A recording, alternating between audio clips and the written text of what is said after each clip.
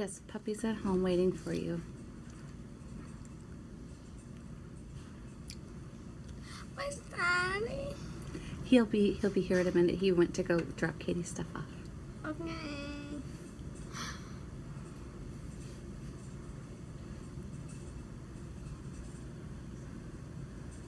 What are you singing in your head? Beyonce. What song? Oh, I farted. Happens. Well, honey? What? Everything good? Hey. Hey. Meatball. Meatball?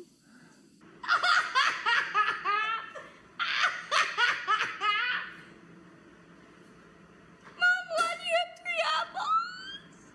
Don't cry, baby.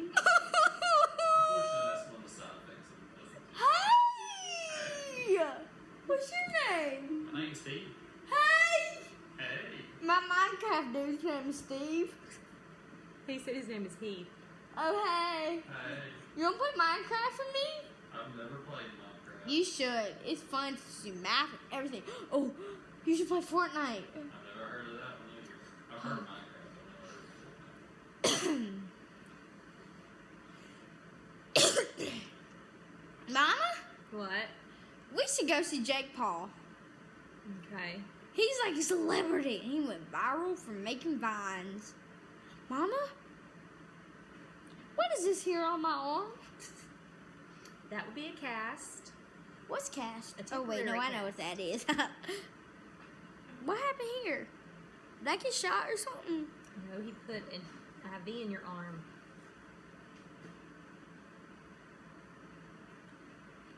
Mama, What?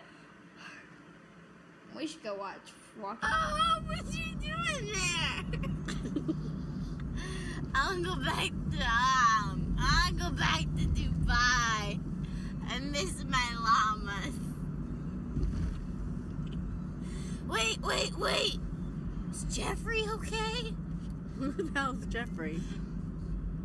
My orangutan!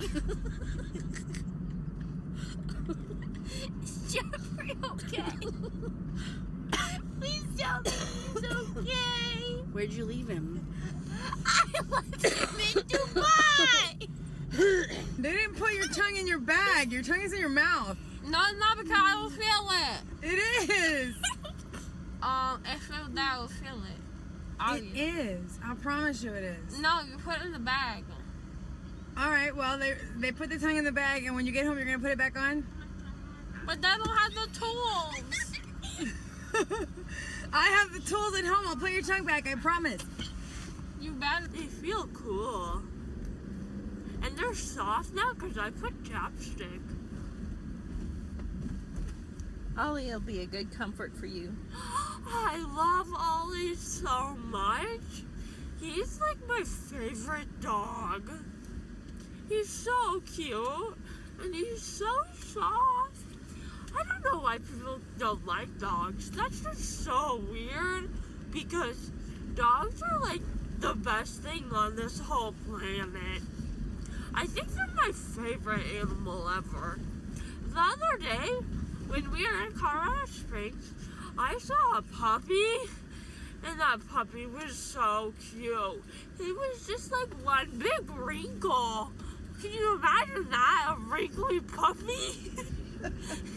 Wrinkly puppies are so cute, especially when they're puppies, because puppies are so cute.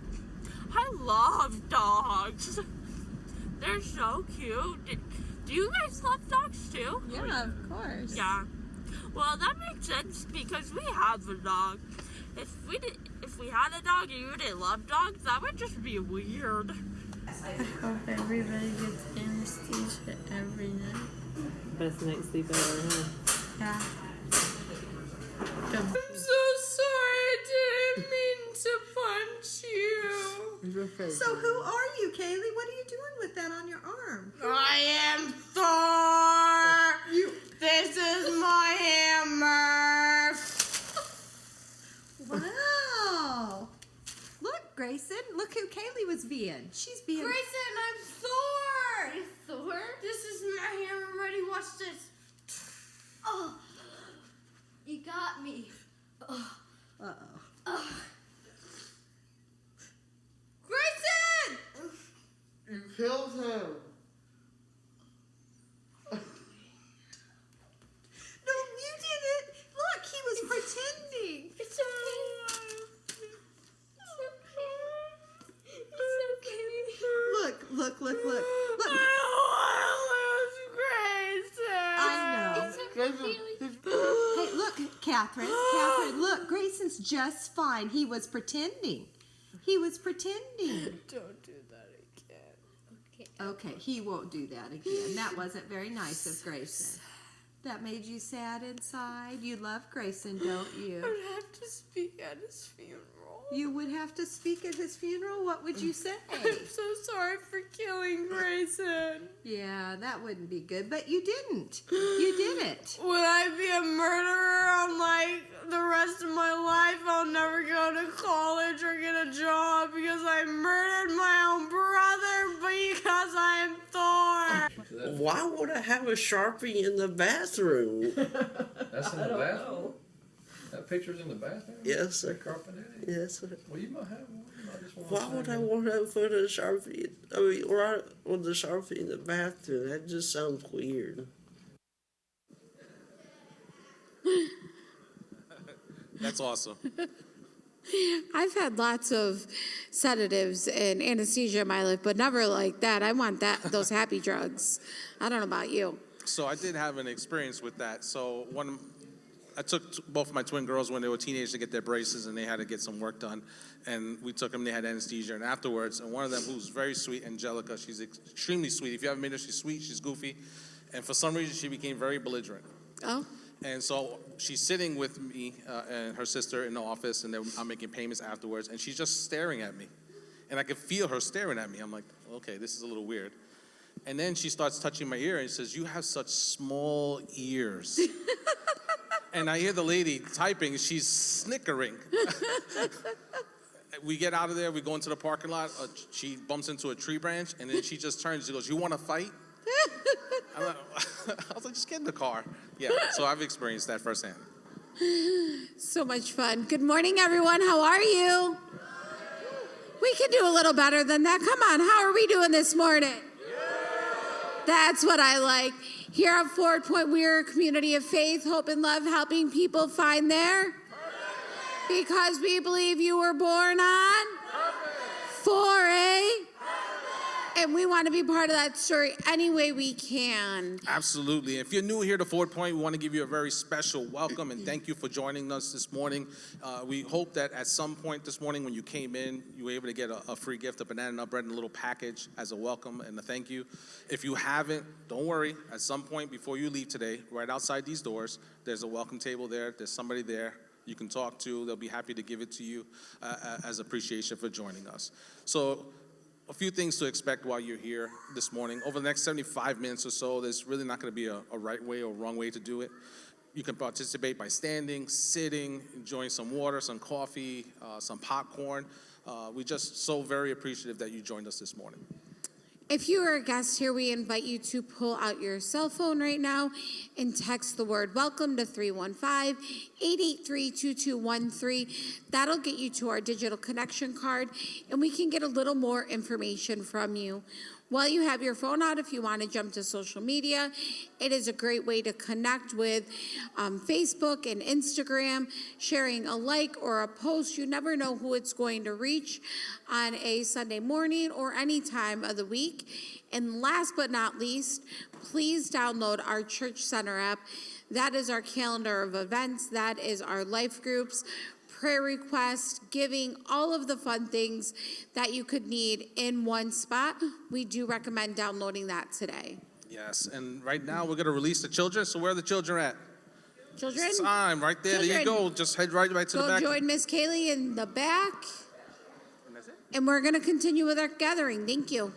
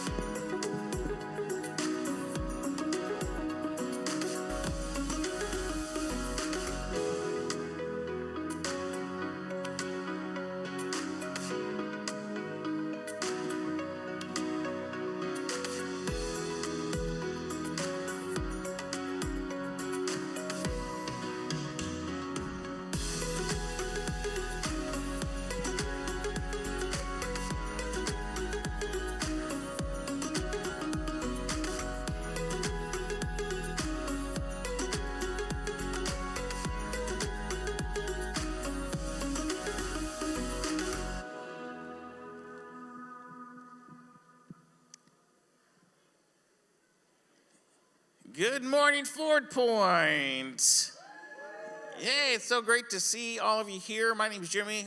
If you're new to Ford Point, I'm one of the pastors here, and it's so great to see some kind of change maybe in the weather patterns. The last few Sundays, it's been like ice storm and then winter storm, and then even this morning it's still snowing, but the temperatures, they are rising, so hopefully we are on to some greener and sunnier days. That would be exciting. Just to give you guys a continued update on what's happening on the building across from Love Handles, we had some more demo go on this last week. So this is a picture of what you're looking at is that back corner is where the stage would be. So if you see the kind of the outline of the facility we're working on to moving into, that picture that you are looking at is this area right here. So there's still some work to be done there, but a lot of things are happening there. It's pretty cool.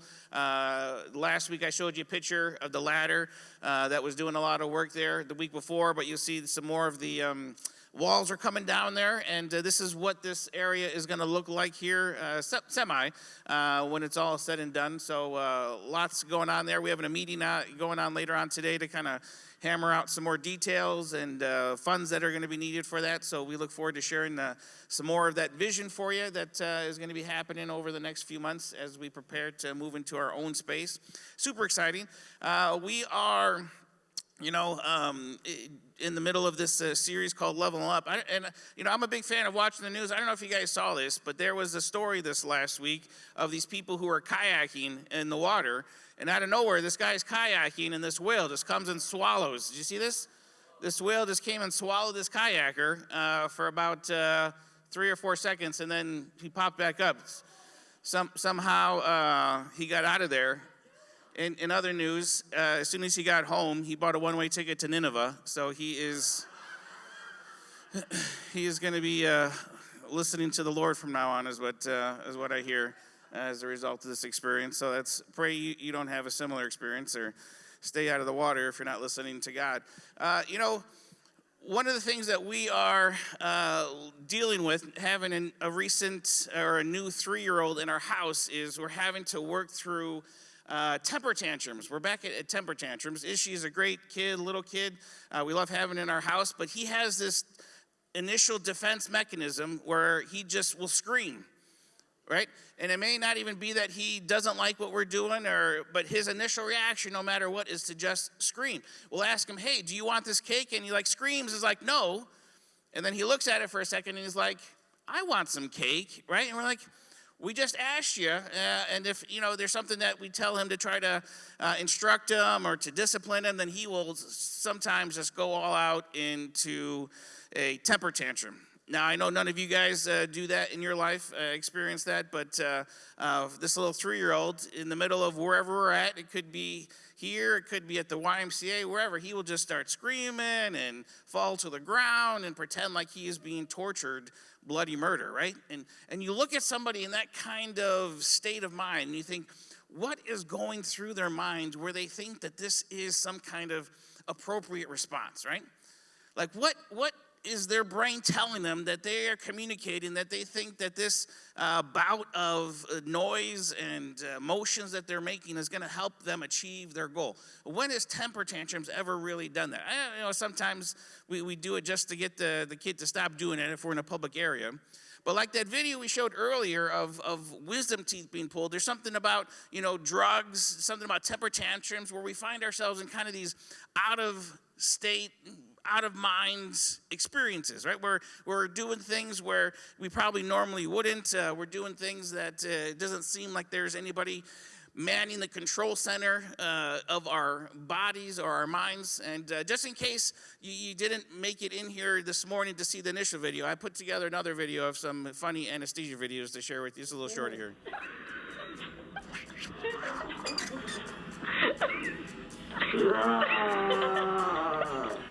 I'm kind of like if G.I. Joe and Tupac had a baby. That's you? That's what I am. I'm my mom. I'm your mom. I don't want who I am. I have the most beautiful mother in the world. She is so pretty. I'm like, whoa. My face is gonna explode. I'm Okay. Be like that tomorrow. Take my pants off. Claire? You see her? Mm-hmm. Mom, she is pretty too. Are you tired? I don't even know yet. Claire. Tell me again about the street. They call me Desperado. Moo. I'm pretty too. Yes, you I are. know I'm pretty. I think I'm like a baby. I know I'm a baby. You're not a baby. It's just the medicine. I am not. No, I'm a baby. I swear. You are a good ghost. I'm a cat. Yeah. Do you know what flew? I was flying. Yeah, there's something about drugs that can take us to this kind of out-of-state mind where we're doing all sorts of weird things that we wouldn't normally do in life. Well, we started off this series talking about, leveling up. When it comes to leveling up in your life, what got you to where you are will not get you to where you're called.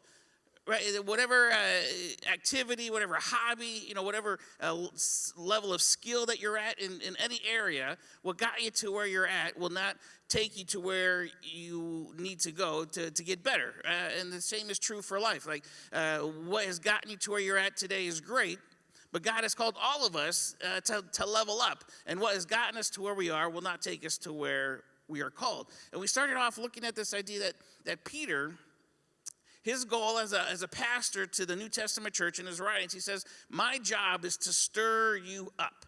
Right? My job is to kind of rattle the cage. My job is to kind of poke the bear to get you to think beyond just the comfort level of where you're at, but to think about what does it look like to level up in your relationship with God. And he gave us this picture of these different things that kind of work in tandem and that you can't fully enter into some of them without adding some of these other things in your life. And that's where we started off with the first week. And then the second week, we looked at this idea that spiritual leveling up, it's not about replacing milk with meat, but it's about adding it to the meal. A lot of times in Christian circles, we kind of have this idea that, we want the meat, right? Like you're really a super spiritual Christian when you're able to handle the meat and, say goodbye to the milk.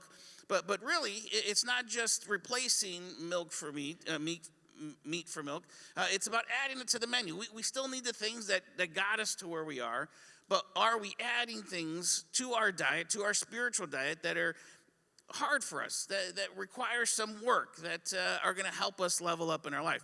And the last week, we really dove into this idea of intimacy, and intimacy is not about what is on your body, but what is in your mind. So we kind of, in our culture and our society, we just immediately jump to intimacy being about, what happens in the bedroom or about more romantic relationships. But that's really just surface level, superficial when it comes to the heart behind intimacy, right? The picture of intimacy that we were designed for is found in Genesis, where Adam and Eve were there in the presence of God, and they were naked and they felt no shame, right? To have that kind of vulnerability, to have that kind of community where you could just be and exist, and there's no second guessing yourself or looking at the other person and comparing. That's the heart of intimacy, and you can be intimate with people and have all sorts of layers of clothes on, and you can be naked with somebody and never experience true intimacy. And last week, we really pressed into what does it look like to pursue intimacy in our lives, to confess our sins to each other, and in doing so, finding ourselves healed and whole as a community. So today we're going to continue on with this idea of what does it look like to level up.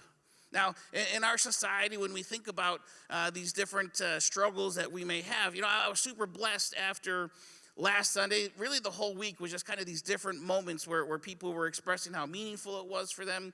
And even more than just, saying, hey, it was really meaningful conversation to be able to experience, like in our life group, people starting to share and be vulnerable and be open was really a huge encouragement to me. So I felt like, we kind of need to have a part two of what we talked about last week, to kind of really dive in a little deeper in this area because it feels like it's kind of like the linchpin to being our version of the New Testament church. Like our world today, our culture is so, coming out of COVID, is so isolated, so divided, and it really feels like the linchpin to help us really begin to shine in contrast to the world and the culture around us is going to be found in being vulnerable and being intimate in the purest way possible.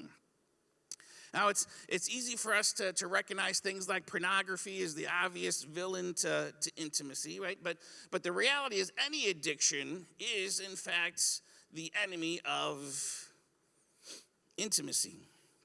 We've been looking at this circle and kind of looking at this big picture of what it looks like to level up. And for the most part, right, we start on the outer rings and in our relationships with each other and our relationships with God. It starts off very much invitational, very inviting. And as we move in, it gets harder. As we move in further into the circle, the invitation goes down and the challenge goes up. You've probably experienced that. If you've just come to any kind of church maybe once or every once in a while, you start to realize like it starts to feel like this maybe isn't cutting it. Maybe I should make more of an effort to be there more regularly or every week or to start serving, right? There's probably some kind of pull or push that you felt that's going to require more of me than just for the last, months or years of my life where I just got to walk in and nobody knew me and I sat in the dark and it's been great. And that probably felt comfortable. But if you're going to level up in your faith, gradually it's going to become harder and harder. The invitation goes down and the challenge goes up. Because what got you to where you are will not take you to where you're called. And last week we looked at it's the same thing for this idea of intimacy, right? When we start off on the outside, things are very superficial. There's a good chance you came in this morning, and if it's your first time or you're newer, like you just didn't lay out your deepest, darkest secrets. The people that said hi to you didn't just say, hey, here's my deepest, darkest secrets. There's kind of this level of, we're getting to know each other, and it's a little superficial, and that's okay. It's actually healthy. It would probably be a red flag, in fact, if it was the opposite, if we did just start, leading out with our deepest, darkest secrets. But in this leveling up process, in this process of leveling up in our faith, the superficial is bound to decrease, and the intimacy will increase. As you get known in a life group, and as maybe you tiptoe and start to share some, personal stuff, and then, after years of knowing each other in this life group and building this relationship, all of a sudden you find yourself sharing things that you've never told anyone before. Because part of this leveling up process is the superficial goes down, the intimacy goes up, because we were created for intimacy, and in intimacy we find this healing. And we looked at last week this idea that intimacy is the backdrop of this leveling up process, and we can't do it alone. We need the other people in this room to be able to level up in our faith. We need the other people in this room to be able to experience intimacy. So this morning, as we continue on with this idea, normally it takes me a while to kind of warm up into the verse, but we're just going to kind of launch right into it. We're going to go back to Peter and some of his words for us, and he says this around this idea of sober-mindedness. He says, be alert and of sober mind. He says, your enemy, the devil, prowls around like a roaring lion looking for someone to devour. Now, in our culture, if I use the word sober, if I use the word drunk, there's a good chance that you're immediately going to go to alcohol. Because that's kind of how our culture has reduced it to. But in the scriptures, what you're going to find is this idea of being sober-minded is a lot bigger than just alcohol. A lot bigger than just what happens when you drink a little bit too much alcohol. The reality is it is possible for you and for me to have a drunk mind. Because this is really the definition of being drunk says Google. It says losing control of one's faculties or behavior. Those crazy people on anesthesia, they were in essence drunk. Right? They weren't controlling themselves. They didn't know what was going on. She thought she was Thor and she was killing her brother because she had the little poop thing that she had in her arm pointing at people. Right? That is classic definition of losing control of one's faculties or behavior. Now, we can all agree it wasn't her fault or it wasn't their fault. They were having surgery and this was part of the process. But outside of surgeries and having your wisdom teeth pulled, and outside of alcohol, there is a lot of us that live in a drunk state, right? Where we lose control of our faculties or behavior. It could be a little 3-year-old Ishi throwing a temper tantrum. Or it could be somebody on a computer screen late at night by themselves. It could be in front of a TV where you just can't stop watching this show and you binge watch until 4 or 5 in the morning, right? Like there's something inside you that just compels you, that says, I gotta do this and I probably shouldn't. It's not good for me. It's not healthy. It's not helping me achieve who I want to be in life, but I just can't not do it. And according to the biblical definition, you and I would be considered drunk. And Peter says, what I need you to do, if you want to level up in your faith, you need to be somebody who is sober-minded, meaning that there are less and less things in your life that are controlling you, that are causing you to lose control of your faculties or behavior. So if being drunk is losing control of your faculties or behavior, then sober is just it's just not drunk. And Peter says to be sober-minded. That the process of leveling up is the things in your life that are taking control of you, that cause you to wonder where the last 4 hours of your life went. Those have got to come down. Those have got to be less and less in your life. Now, this is personal for me because I come from a very addictive kind of personality. You know, I've struggled with different things in my past, and I've used different things to replace those struggles, but that wasn't really healing or healthy, right? Replacing one addiction for another addiction isn't part of leveling up. So I've used things like video games. Man, there's some times where I'm playing zombies and Call of Duty till 3, 4 in the morning with other people, you know, in different places of the world, and that's not healthy. Right, well, if I can't put the controller down and press power off after a reasonable amount of time, then I am in essence drunk over zombies. Right now, I've been playing a whole lot of chess, right? I talked about chess last week, and sometimes I'm at the gym. I pull out my phone, and I'm playing chess, and I'm becoming drunk on chess. And it sounds weird to say, but it's something that it's just my mind is defaulting to, like, oh, you can pull this out when there's a free moment, when I should be looking at what in my life that God wants me to do that's going to help me achieve who he's called me to be. Maybe reading a book or talking with my wife or doing these, being just present amongst the people around us. Currently, that's what it is for me. And I would imagine there's probably some things in your life where you say, it doesn't have control over me, but if we watch the highlight reel of your life, there's some things that have got a little bit of control over you. There's probably some things that you just can't quite say no to. Like, oh yeah, I got it under control, but let's just do one more. One more episode or one more plate. And this idea is something that even Paul talks about in the New Testament. In Ephesians chapter 5, he talks about different things that how being drunk looks like in our life. He says in verse 3, he says, love turns into lust. We probably have all seen either through a movie or in real life someone who's kind of just unhealthily lusting after a relationship or to be involved with somebody, right? And love by itself, something pure, something that is from the heart of God, something created, we can become drunk on, and it turns to lust. It turns into a very unhealthy thing. And the challenge is to be sober-minded. He talks about how our talk, in verse 4, he says, our talk, the ability to communicate, a very healthy, good thing for us to have, but drunken, it can turn into gossip, or it can turn into dirty talk, unwholesome talk.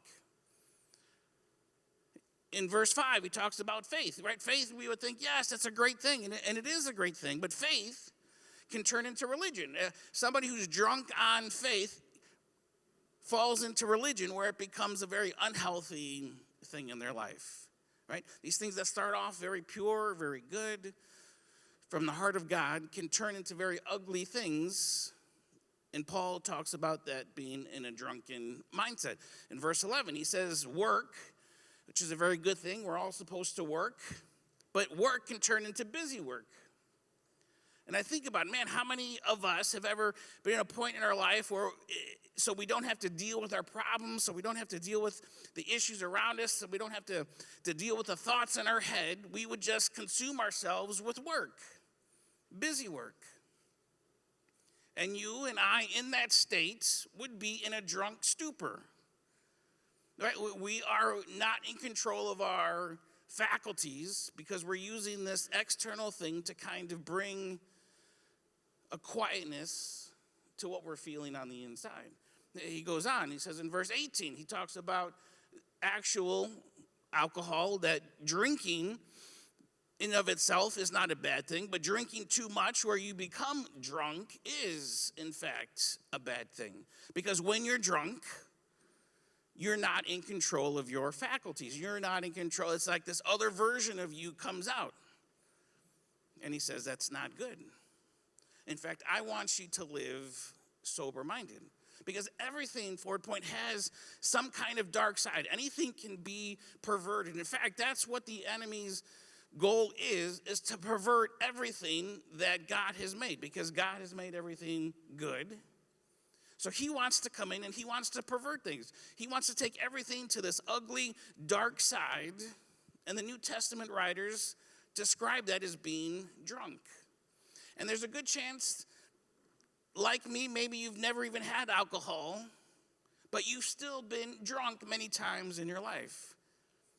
Because you have some kind of vice, some kind of action, something that is going on that you do that causes you to lose control over your faculties, causes you to make stupid choices, causes you to waste time, waste energy.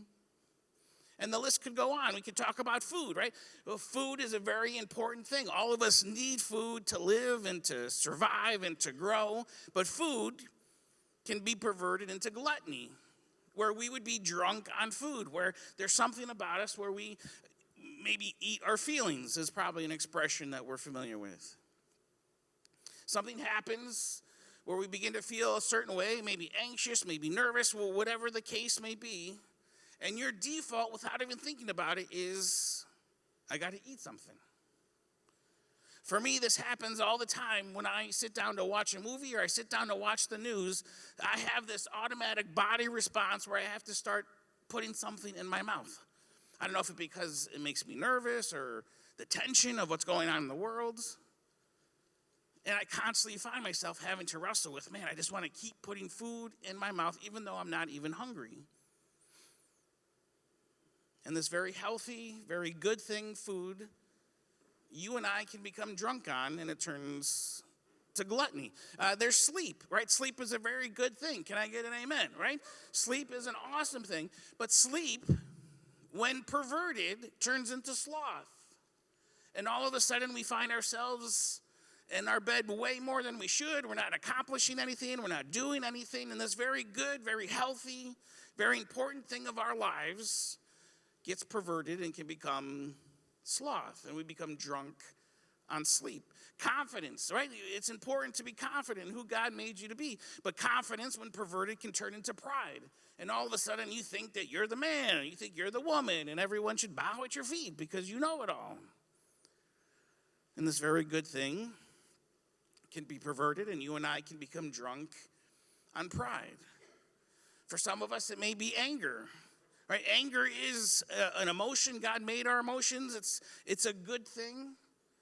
We're told that in our anger not to sin, though, right? For some of us, we get drunk on our anger, and anger turns into destruction. And when we're drunk on anger, it can mean the loss of property. It can mean the loss of relationship because of the destruction that it causes. And we've become perfectly comfortable being drunk on anger. On anger, maybe saying this is just the way God made me. This is how I've always been. And we find it acceptable. And in any one of these areas. Entertainment, right? There's nothing wrong with being entertained, but entertainment can be perverted, and all of a sudden you're binge watching things you shouldn't, binge watching for lengths of time you shouldn't. Because drunkenness, Forward Point, is simply just being out of control.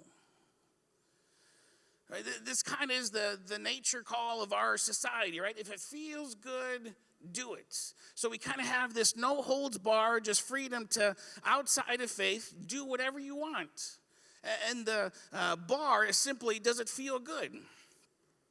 The problem is at some point, somebody else's what feels good to them is going to intersect with what feels good for you, and there's going to be a conflict. And that's where we find ourselves in 2025. So here we are in the midst of all sorts of drunken stupors from different people in different areas of their life. Not necessarily alcohol, but in some areas, some things that they have resorted to, that they have allowed to take over their life, where they are no longer in control, and everybody's just on a mission to feel good.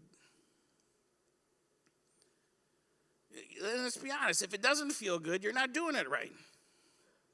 Right? If it doesn't feel good, then you need to change up your game, because if that's your goal, then it should. And in fact, if we go back to our chart, there's a good chance that for most of us on the outer rings, most of the people in our community, that's where they're living. That's their motive. That's the culture with which we live. And it boggles my mind that we as a church are always just known for being so judgmental towards people. And I say, man, why are we waving and shaking our finger at people that are doing exactly what people are supposed to do? People outside of faith are supposed to live after and chase what's going to make them feel good. Like, if I didn't have a relationship with Jesus, man, I hope that would be exactly how I would be living, because nothing else matters. So people outside of faith, people outside in this community, you at some point, maybe even today, that's what you should be living for. Because you haven't yet given your life over to Jesus and say, you know what, I want to level up in my life. I want to go through this process where it's becoming less about me into the center and leveling up my faith. But this morning, there may be some kind of challenge for you where the Holy Spirit's working inside your heart and saying, man, I have made you and created you for so much more than where you're currently at. Right? Not to say that where you're at is bad or terrible, or, we should lock you up. But what got you to where you are is not going to take you to where He's called you.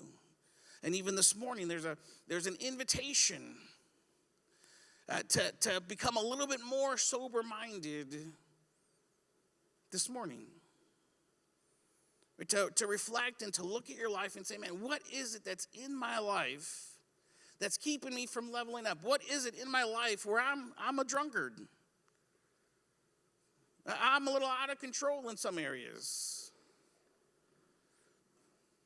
Because when we just shake our finger at the people in our communities and our workplaces for doing exactly what they should be doing apart from Jesus, that's not faith, Forward Point, that's religion. That's just somebody who's gotten drunk on faith, and it makes them feel good to be able to shine the light on somebody else as opposed to look at what's going on in their own heart. It's a drunkenness. Unfortunately, in faith circles, it's become an acceptable drunkenness. In fact, so much so that a lot of people who are like that all kind of gather together and find comfort in each other in doing that. And that's why we have things like denominations and cliques, because people like to be around people who are like them. But Peter says, man, this faith thing, it should be a constant stirring up. And you should be surrounding yourself with people who are going to poke you and challenge you to level up in your faith. And a part of leveling up in your faith is to be alert and of sober minds. And we think in our life, just because maybe we don't see the little devil on our shoulder telling us with the pitchfork, right, to do this, we think that we're in the clear, that it's okay. It's not that bad. And we'd like nothing better to maybe take a good look and have some acceptable drunkenness in our life. But not only is drunkenness being out of control, the reality is drunkenness is dulling the pain. For most of us, this is why we find ourselves in these conditions of drunkenness, is because we are trying to dull some kind of pain in our life. And even when it hurts, the challenge is, the calling is to become sober-minded. That is, in fact, that it is going to hurt more, but we're still called to live a life of sober-mindedness. One of my favorite movies, if not my favorite movie, is the movie Braveheart. And towards the end of the movie, William Wallace, who's played by Mel Gibson, he's been captured and he's in prison. And the princess there, she's developed a relationship, a fondness, a love for William Wallace, and she comes to visit him there in the jail cell, and she brings with her this little bottle of liquid to help dull the pain for what he's about to experience. If you've never seen the movie, he's about to be tortured for all the things that he's done as a result of trying to give them their freedom. And they're going to rip him open, they're going to stretch him, they're going to cut parts of him out in a way that's still alive but can feel all this pain. And she doesn't want him to experience and go through that pain. And she offers him this bottle of ointment to dull it. And he says, I can't take it. I have got to have all my wits about me as I go through this. Like, I have got to feel I have got to be as sober-minded as possible. That's the kind of leveling up we're talking about. Jesus on the cross, as he's gone through hours of torture and pain and struggling for every breath, he says that I'm thirsty. And as they take the spear and they put the sponge on it and they dip it in this solution, he begins to taste it, and he recognizes that this gall solution, this bitter wine solution, is a solution that they actually use to help numb the pain as people are experiencing pain. And he spits it out because he refuses to numb himself to the pain that he is about and is currently experiencing, because he has to have all of his wits about him. There's something about this leveling up process. And this is why last week was so important, because we are a bunch of people who are broken, who are fractured. And if intimacy is going to be the backdrop that we can't do alone, there is no way in the world that we can achieve soberness on our own. Talk to any addict of a substance like alcohol, like drugs, any kind of person struggling with mental affliction, any person struggling with pornography. Like, these things are not beatable as much as we'd like to by ourselves. We need the people around us to find healing and wholeness. And to let go of these things is going to be a very painful experience. But you and I, if we're really going to be the followers of Christ that we were called to be, if we're really going to be the church that God has called us to be here in Eastwood and Syracuse, we have got to have all of our wits about us. And if we reflect long enough, we recognize that there is probably a long list of things that are preventing us from being just that. And this morning, one of the stories that I was brought to mind kind of over and over again this last week was when Jesus was healing on the Sabbath. And there was this battle between Jesus and the religious leaders. And when you look at the New Testament, the religious leaders were all this drunken faith people. They had given their lives over to faith, and they'd become drunk on it to the point where they felt it was acceptable to just lord it over the common person. It was acceptable to, pass by people who were in need because it was the Sabbath. And Jesus came to undermine that. And there's this story where he's in this battle with the religious leaders because his disciples were walking through a field, and as they were walking through a field, they were picking some of the grain off of the field. And they challenged Jesus. They say, why do you let your disciples do this on the Sabbath? And Jesus is trying to explain to them that we weren't created for the Sabbath, but the Sabbath was created for us, so we would develop a rhythm of rest, but not to be drunk over it. And in the midst of this conversation about the Sabbath, Jesus looks at this man who's there present, and he tells him to stand up. And the thing about this man is very important, is that this man has had a shriveled hand. We don't know if he was born with it. We don't know if it just happened as a result of an injury, but he has a shriveled hand, and it's his right hand. And in that culture, there's a good chance that he was ostracized as a result of it. There's a good chance that he had to live on other people's support because he couldn't work for himself. There's a good chance that as long as he's had this shriveled hand, that he's had to hide it from people. That it's been the one thing that now defines his life. He may have been a good teacher. He may have been a smart guy. He may have been advanced at other things, but now he's got this one affliction that defines who he is because of the way everyone else looks at him.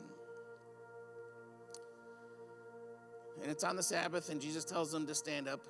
And he doesn't say, man, your hand is healed.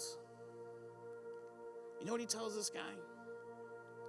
He says, I want you to stretch out your hand.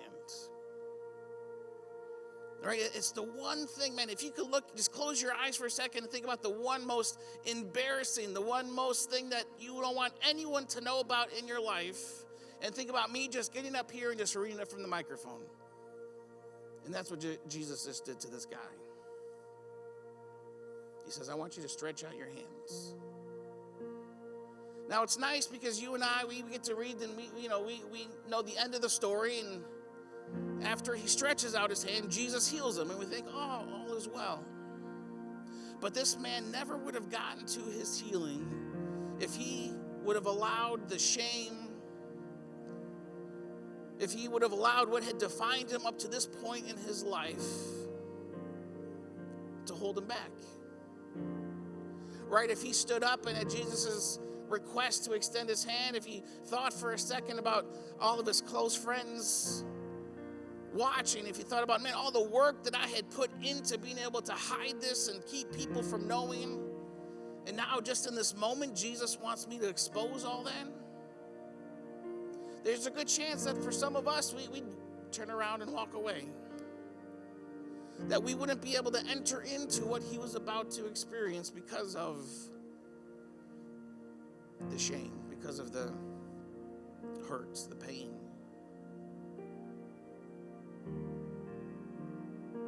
But for this man to take his hand out of his cloak and to stand there in front of everybody and stretch out this shriveled hand, whatever it would have looked like, there was a moment, maybe 2 moments, maybe a long pause where he was in the most vulnerable spot of his entire life. And he just trusted Jesus. Trusted Jesus that in him calling him to this place, it wasn't to expose him. It wasn't so that they could mock and laugh him, but it's because Jesus wanted to do something great in his life. And he knew that unless he could redefine himself in his mind, then it wouldn't matter what he did to his body. And for us, Forward Point, we as a human race have become all too comfortable at just getting drunk from time to time. I don't know what your vice is. I don't know what your series of vices is, but there's probably something or some things that God created that are good, that are healthy, but in your hands, they lead to drunkenness. And you think, it doesn't hurt anybody. Maybe for some of you, it does hurt somebody. Maybe it does cause pain. And as day to day and week to week, you are looking for that little vial of whatever can numb it, whatever can cause the noise to subside, whatever can dull the feelings. This morning, there's a challenge from Peter where he says to pursue being sober-minded. And in fact, if you'll take a step this morning to level up your faith, that the same thing he did for this man with the shriveled hand, he will do for you. And I'm not promising a physical healing, but what I am promising you is if you take a step to pursue intimacy in your life where you're going to be willing to lead with your shriveled hands, then the healing that is going to begin to happen in your minds will be so much greater than any kind of physical healing than it can happen to your body. And for this man, the healing of his hand was not the most important thing that could ever happen to him. You and I reread the story, and that's where we think, man, this guy got a new hand. He's like, the $6 million man. But what happened in his mind as he went through this process of, all of my wits have got to be about me as I am standing before all these people, being mocked and ridiculed, the gasps as they look at this deformity means nothing compared to being lock-eyed with Jesus and him wanting to do something in my life. And this morning, I believe he wants to do the same thing for you. And what we're going to do is we're going to spend the remainder of our time together just responding to that. We're going to sing some songs. There's going to be words on the screen. And I encourage you this morning, just do something that you've never done this morning, that you've never done up to this point in your life. Maybe it's for the first time standing up. Maybe it's for the first time raising your hands.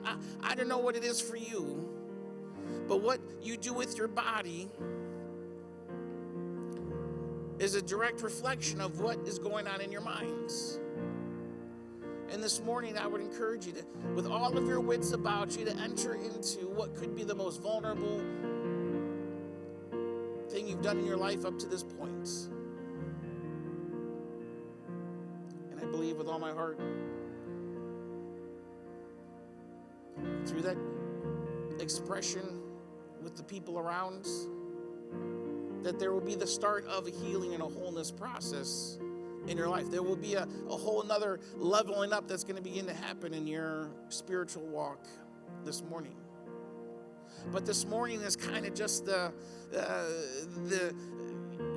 high intensity, a lot of emotion, feeling it. You got to then get plugged into a group of people, a life group, relationships of people who are going to stir you on to this, because tomorrow morning you're going to wake up and I'm not going to be in your bedroom with another message. Stephen's not going to be playing the pads as you wake up, making you feel all warm and fuzzy.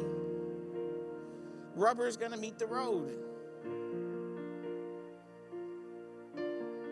And this has got to become a lifestyle for you. Because the temptation to fall back into the drunkenness is going to be realer tomorrow than it is even right now. And that's when you're going to pick up the phone and call me, call Stephen, call your life group leader, get into a life group. But you're just going to begin to take one little step at a time. And what we're going to do here at Forward Point is we're going to normalize sobriety. Because it's not just the people who struggle with alcohol who are sober. It's the people who are leveling up in their faith who are also becoming sober-minded. So we're going to normalize sobriety here at Forward Point. Because it's a part of all of our stories.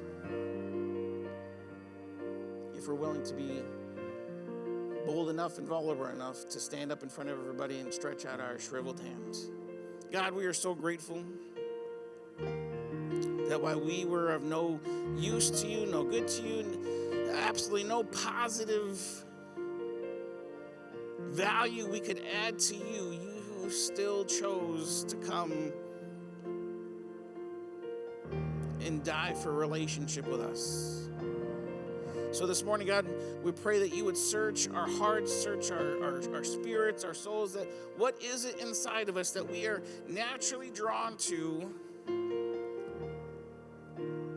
put ourselves into a state of drunkenness, where we don't feel, where we're not in control, where in fact we do things that just don't make sense. We waste time, we waste life, we waste energy and resources. And this morning, God, would you help us to begin to place those on the altar? Would you help us to get into your recovery plan? Would you help us to make and normalize sobriety? That's, if we're known for anything, that's what we would become known for, as people who normalize sobriety. And in that, no longer will the enemy be able to undermine and pervert the things that you created, but we will begin to redeem the things that he has perverted in this world. That we can be your agents of redemption. God, that we would be a people who we know each other's names, and we take each other just as we are. We love just where they're at, and we love enough just to stir and to poke a little bit, to push each other towards leveling up in our faith relationship with you. So would you just continue to do a work in our hearts and our minds this morning?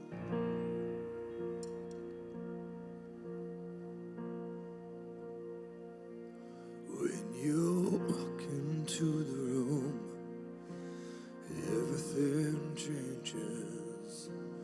Darkness starts to tremble, the light that you bring. When you walk into the room, every heart starts burning, and nothing matters more than just to sit here at your feet and worship you.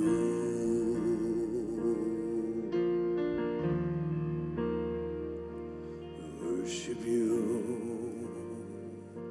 Let's sing that again. When you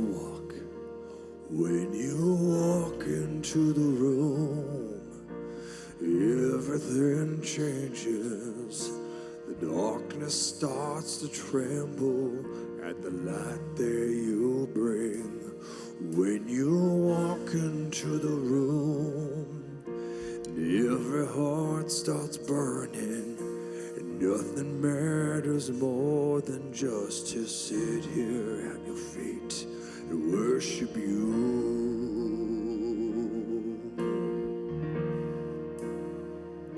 We worship you, Lord. Sing with us, we love you. We love you, and we'll never stop. Can't live without you, Jesus. We love you. We can't get enough. And all this is for you, Jesus.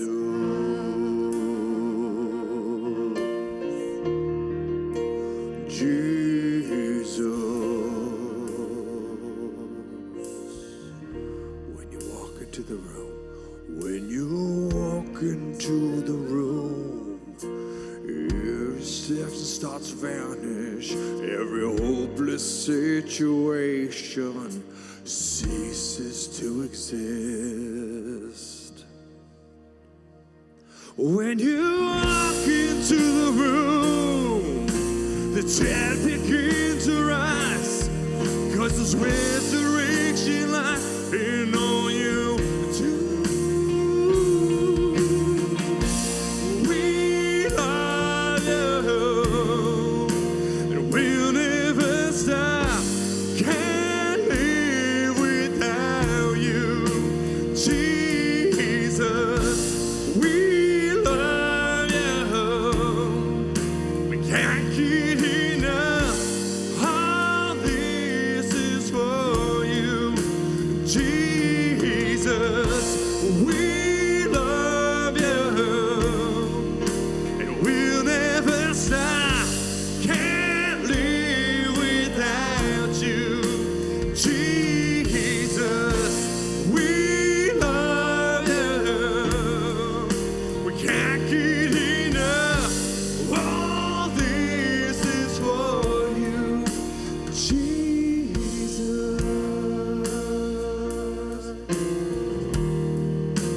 Jesus.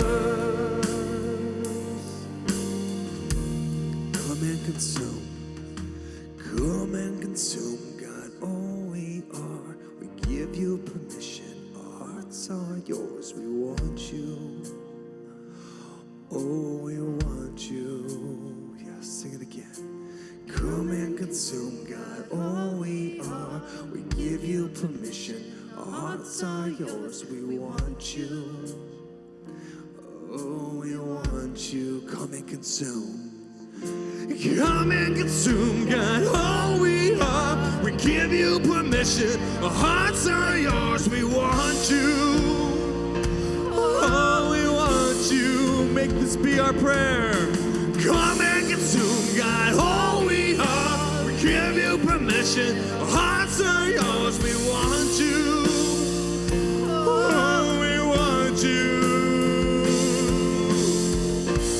We love you, and we'll never stop. Can't live without you, Jesus. We love you. We can't get enough. All this is for you, Jesus. We love you. We'll never stop. Can't live without you, Jesus. We love you. We can't get enough. All this is for you, Jesus.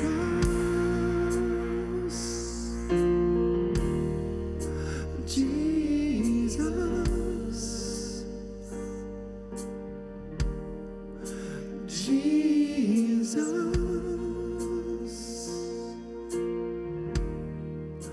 Jesus.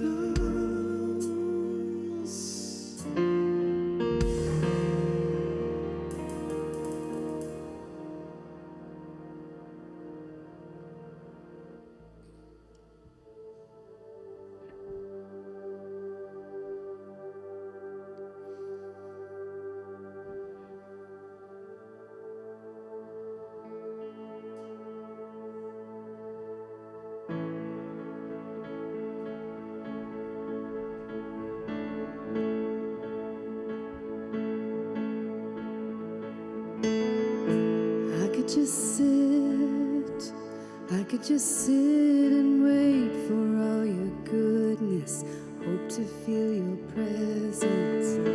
I could just stay right where I am and hope to feel you, hope to feel something again.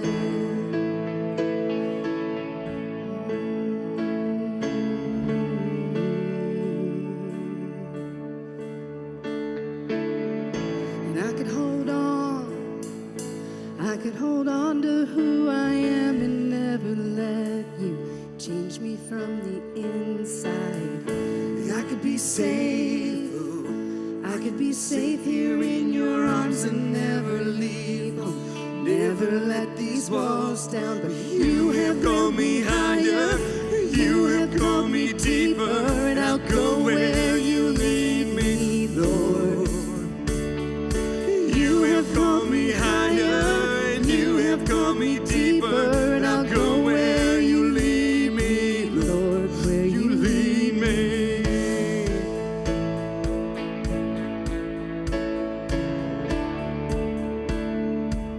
I could hold on, I could hold on, I could hold on to who I am and never let you change me from the inside.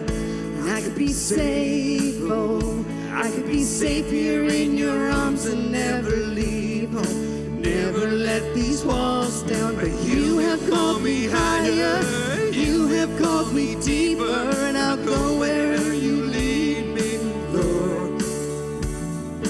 You have called me higher, and you have called me deeper, and I'll go where you lead me, Lord, where you lead me.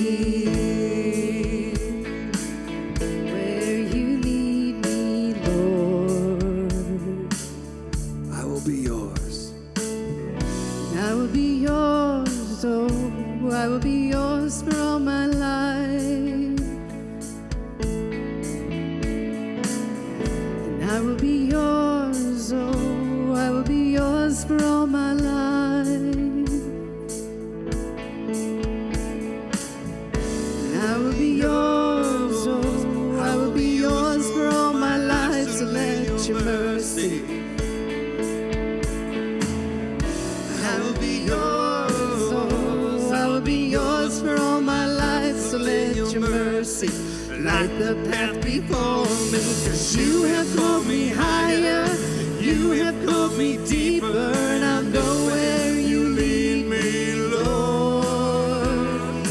You have called me higher, and you have called me deeper, and I'll go where you lead me, Lord. You have called me higher, you have called me deeper, and I'll go where you lead me, Lord.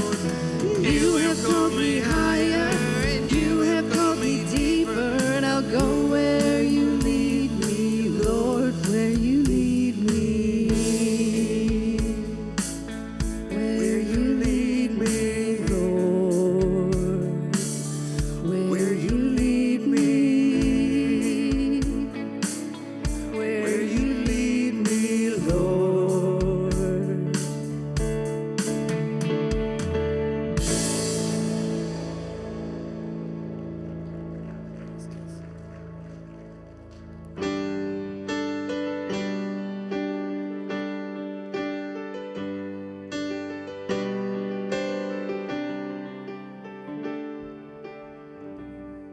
In the darkness, we were waiting without hope, without light, till from heaven you came running. There was mercy in your eyes to fulfill the law and prophets. To a virgin came the word, from a throne of endless glory to a cradle in the dirt. Praise the Father. Praise the Father, praise the Son, praise the Spirit, three in one. God of glory, majesty, praise forever to the King of Kings. To reveal the kingdom coming and to reconcile the lost, to redeem the whole creation. You did not despise the cross, for even in your suffering you saw to the other side. Knowing this was our salvation, Jesus for our sake you died. Let me hear y'all praise the Father, praise the Father, praise the Son, praise the Spirit, three in one. God of glory, majesty, praise forever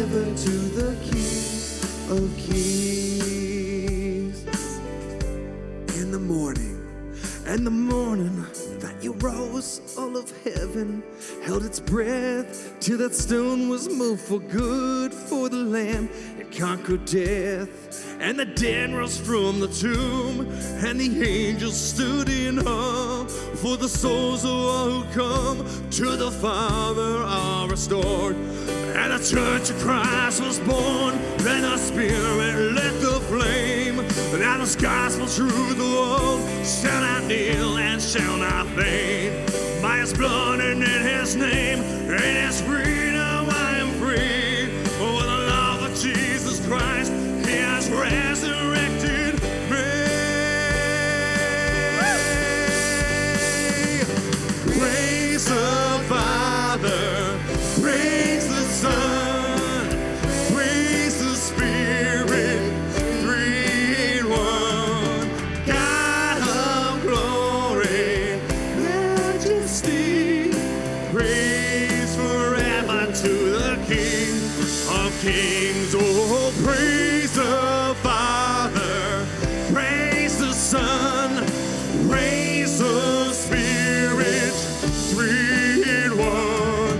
God of glory, majesty, praise forever to the King of kings.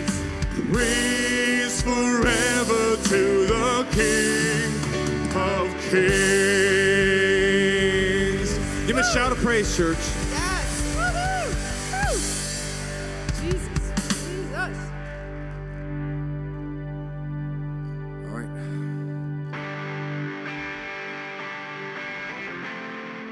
It's been a minute, you guys. Anyone ready for a little holy water?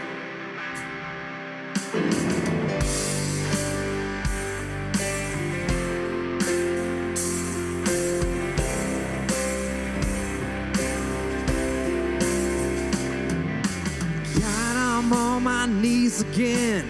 God, I'm begging, please again. I need you. Oh, I need you. Walking down these desert roads, water for my thirsty soul. I need you. Oh, I need you. Let me hear you, everyone. Your forgiveness, like sweet, sweet honey on my lips, like the sound of a symphony to my ears, like holy water on my skin.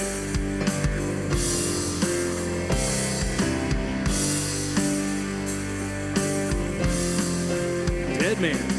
Dead man walking, slave to sin. I wanna know about being born again. I need you.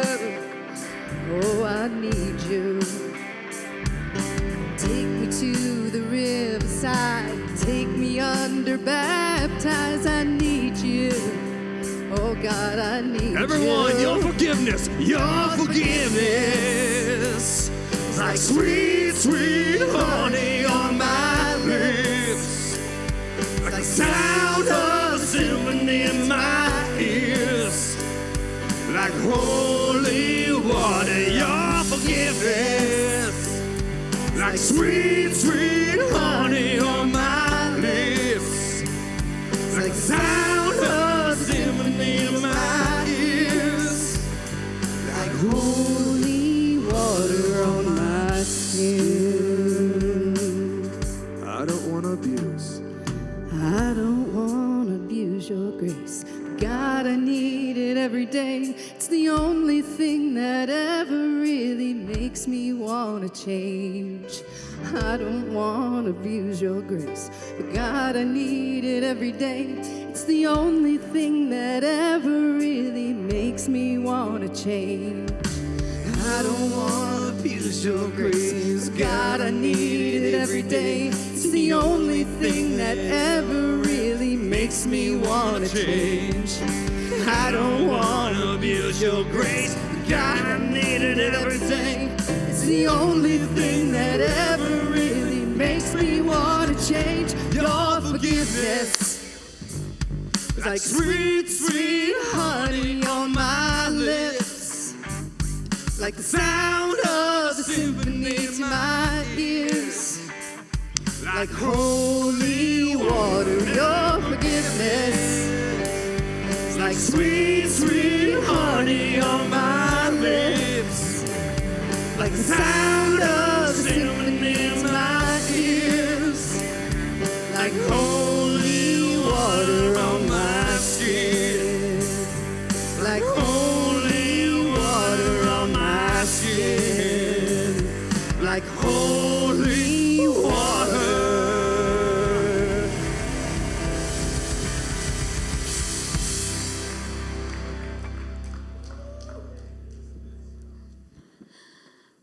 I don't know about you. That was great. That was a great message conversation. Thank you. If you are new here, again, we just want to thank you for coming in. Text that word, welcome to 315-888 or 883-2213. And please download the Church Center app. Jimmy, at the end of the conversation, was talking about life groups. Find a life group in there if you are not connected yet. It is never too late or too early to join one. Please feel free to jump in at any time. Absolutely. Here at Forward Point, we kind of believe in living a generous lifestyle and what that looks like, giving out to the community. Over the summer, we kind of talked about a program called Care Portal. I know it's kind of dwindled down and we haven't really talked about it recently. That's because they were building networks. And for those of you who don't know, Care Portal is a nonprofit organization that partners with local churches and the state. And they work with getting into it families of need, whether it's furniture, whether it's clothes, whether it's formula, diapers, whatever that family needs to kind of stay together. And we finally got our first request. So I'm happy to report that coming this Saturday, we're going to be meeting the need of a single mom that has 6 children. We're going to be providing a couch and pots and pans, and they have several other needs at other churches in the community that are going to be joining us and meeting that. As this continues on, we're expecting more requests to come in, and part of that is the generosity that's given to us and the resources that are provided to us. So whether it's financial, whether it's clothes, whether it's furniture, you can reach out. Here at Forward Point, we're trying to bridge those into the community. There's many different ways that you can do that. You can do that in person by giving at the Joy Box that's located right here. You can do it by texting any amount to 84321 on the Church Center app or on www.forwardpoint.org/give. Any of those ways you can give to many different areas of what Forward Point is trying to do. So please reach out and do that. It's very much appreciated. As always, we have our prayer team back in the corner that will pray with you about anything. If there's something on your heart, if you need someone to come alongside with you to pray out that drunkenness this morning, please join them in the back. It is a great tool that we have here. Absolutely. And please don't forget, kids, pick them up. They left it. Very happy to go, but I know they'll be very happy to join you back. And many hands make a light work, so if you have a few minutes right after today, please meet us in the back corner. We will give you some brooms and dustpans and all of that. Let's get the palace back up to how we found it, even better, because we always want to thank them for letting us have this space. Yeah, absolutely. And if you do have a prayer, you're in need of some kind of prayer, before you leave, make sure there's a prayer corner. Somebody will be back there to pray for you. I think that's it, right? All right. Thank you so much. Have a great week, everyone.